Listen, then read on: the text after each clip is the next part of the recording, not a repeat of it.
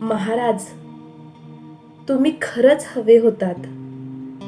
आज जेव्हा या राज्यात एखाद्या निरपराध मुलीचं अपहरण होतं, जेव्हा तिच्या अश्रूंना न्याय मिळत नाही, जेव्हा अपराधी मोकाट फिरताना दिसतो, तेव्हा छातीत एकच हाक उठते, महाराज तुम्ही असतात तर. आज जेव्हा पैशाचा काळा बाजार उघडपणे चालतो, जेव्हा सत्याचा गळा घोटला जातो, जेव्हा न्याय विक्रीला निघतो, तेव्हा आठवतात तुमचे ते कठोर पण न्यायी निर्णय. महाराज, तुम्ही एकटे उभे राहिलात अन्यायाविरुद्ध, पूर्ण साम्राज्य हलवून सोडलत. आज इतकी माणसं असूनही एक जरी छाती ठोकून म्हणत नाही, अन्याय सहन करणार नाही.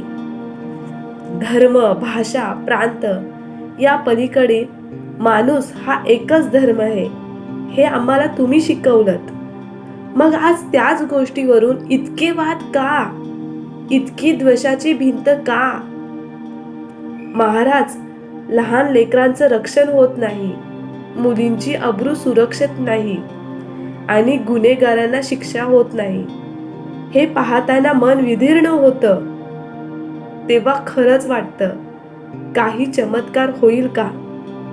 तुमच्यासारखा न्यायप्रिय, निर्भय, देहवेडा राजा पुन्हा जन्माला येईल का?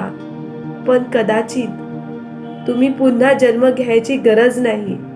तुमचे विचार, तुमची शिकवण, तुमची तलवार आपल्या प्रत्येकाच्या मनात जागी झाली तरच खरं स्वराज्य निर्माण होईल.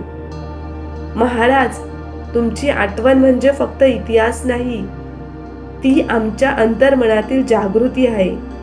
आणि ती जागी झाली तर अन्यायाचं साम्राज्य कोसळायला वेळ लागणार नाही.